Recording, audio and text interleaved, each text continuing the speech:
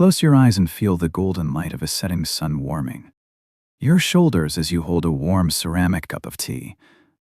The steam rises slowly from the liquid while you sit quietly in a room that smells of dried leaves and ancient wood. Please make yourself comfortable in this quiet moment before the shadows of the evening begin to stretch across the floor. Tonight I want to tell you a story that feels very simple but hides a truth that is thousands of years old. You probably think this cup is just a common object made for daily use by people like you and me, but the history inside your hand spans millennia and connects you to empires you never heard of. This familiar companion is not just a vessel for warmth, but a tool woven into the fabric of human conflict. Look closely at the history hidden in the clay and see how it shifted from a gift to a weapon. The tone changes now from cozy safety to a deep mystery that demands your full attention. Fast forward to a time when this simple drink caused wars and destroyed cities across the known world. You must realize that the innocence you feel right now is the first layer of a much darker secret. The sugar in your tea once grew on plantations where people suffered under the rule of cruel masters. The cotton in your clothes came from fields burned by armies fighting over tiny patches of land. The iron in your spoon was forged in furnaces that lit up the skies during great battles of the past. Every sip you take is a connection to a long chain of greed that shaped our modern lives. Do you feel a sudden chill as the shadow of a distant empire falls over your peaceful afternoon? This story will reveal how ordinary objects became the keys to unlocking doors to hell for millions. We will travel back in time to see the faces of those who died so you could hold this cup. The sun goes down, but the light of truth will shine brighter than any lamp in your home. Are you ready to uncover the dangerous history that sleeps inside the most innocent things you own? Stay with me because the next few minutes will change the way you look at your own table. Think about the map of the world before you were born. It was a place of empires that rose and fell like waves crashing against a rocky shore. These empires did not just want gold or land. They wanted the things that made life sweet and soft. They wanted the sugar that made your tea sweet and the spices that made your bread smell good. To get these things, they needed to control the land where these plants grew. This control often meant taking power by force.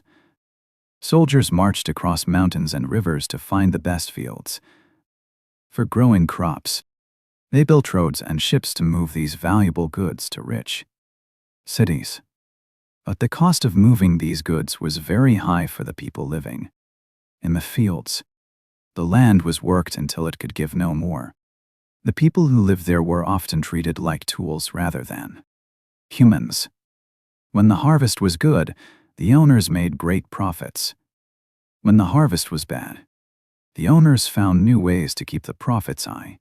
Sometimes this meant sending more soldiers to the fields to protect the crops from storms or thieves.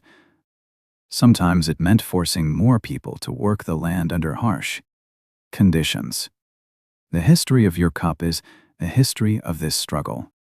It is a story of how one small object could change the fate of entire nations. You might wonder why a cup of tea matters so much. It matters because it shows us how greed works in the real world. Greed does not always look like a monster with sharp teeth. It looks like a desire for something better for ourselves. It looks like a wish to have a sweeter life. But when many people want something the same, problems start to happen. Those problems can lead to fighting and pain for everyone involved. We see this pattern in many places throughout history. It happens when one group wants to take something from another group. It happens when the rich want to keep the poor working hard without pay. The story of your tea is just one example of this big pattern. It teaches us to look deeper at the things we buy every day. It teaches us to ask who made them and how We are going to talk about jewelry, but we are not just talking about expensive diamonds or shiny gold. We are talking about the heart. We are talking about why humans, for as long as we have walked this earth, have always wanted to carry a little piece of beauty with them. So, let us begin our journey. Let us go back in time together. Reach out your hand now and feel the cool metal of a simple ring against your skin. Or perhaps you hold a small necklace that you wear every day without thinking twice. Think about that piece of jewelry for a moment. Why do you wear it? Is it because it is pretty? Or is it because it reminds you of someone you love? Perhaps it was a gift from a mother or a promise from a partner. You see, my friends, jewelry is never just an object. It is a memory you can touch. It is a story you can see. For thousands of years, humans have felt a deep need to change how they look. We call this adornment. Why does a person in a cold cave or a busy modern city feel the same? Need to put on a string of beads. A world without any mirrors. A world where you only see your face in the clear water of a river. Even then, in that quiet world, humans wanted to stand out. We wanted to say, "This is who I am." We wanted to show our power, our love, and our hope. Have you ever wondered if birds feel the same urge to flash their bright feathers? If they sing louder to prove they are strong? If they build nests of perfect shape to show they are ready? These are not random actions. They are signals sent into the wild. Just as birds use color and song, early humans used stone and shell to send signals to one another. They did not have the internet to share news or the radio to broadcast. Close your eyes for a moment. Imagine the smell of fresh bread coming out of a warm oven. It is a smell that feels like home, isn't it? It is warm, sweet, and comforting. Every culture on earth has its own version of bread. They needed their bodies to speak for them. A painted chest meant bravery. A necklace of teeth meant a warrior who had killed many enemies. A bracelet of woven grass meant a person who could gather food for the whole group. Each item told a specific truth about the wearer. Without words, these objects could not lie. They could not pretend that a weak man was strong. They could not hide that a poor family was rich. The materials themselves carried the weight of the message. Stone was hardened and breakable, so it said, "I am strong." Gold was rare and heavy, so it said, "I have found something valuable." Bone was from a dead animal, so it said, "I have survived death." Shell came from the ocean, so it said, "I have traveled far." Every material had a meaning that everyone understood in that time. When we look at these things now, we often think they are just decorations. We think they are for fashion or for fun. But for the people who wore them, these were tools of survival. They were maps of their lives written on their bodies. They were passports that allowed them to enter a village or join a trade route. Without the right symbols, a traveler could be turned away or attacked. A chief wore a heavy crown made of feathers and beads to show he was the leader. A hunter wore a belt of shells to show he could kill. A woman wore a necklace of seeds to show she could grow food. The community could read these signs instantly. There was no confusion, no need for long speeches. The jewelry did the talking. It was faster and clearer than any language. Even in the darkest caves, this tradition began. The first humans found a shiny rock and decided to wear it. They found a piece of bone and carved it into a shape that fit their hand. They did not know why they did it at first. They just felt that it made them feel special. They felt that they were different from the animals around them. This feeling of being different is very powerful. It drives us to create art, to build cities, and to write books. It is the same drive that makes us wear jewelry today. We want to be seen. We want to be remembered. We want to leave a mark on the world. This desire is older than any civilization we know. It is older than the first king. It is older than the first written law.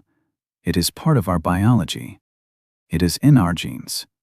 Just as we need food and water to live, we need to express ourselves. We need to show who we are to others.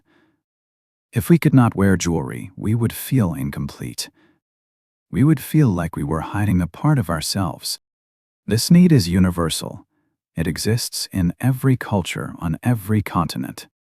From the icy north to the hot south, people decorate themselves. They paint their faces. They weave their hair. They wear clothes made of animal skin or plant fiber. All of these are forms of adornment. They are ways of saying I am here. They are ways of saying I matter.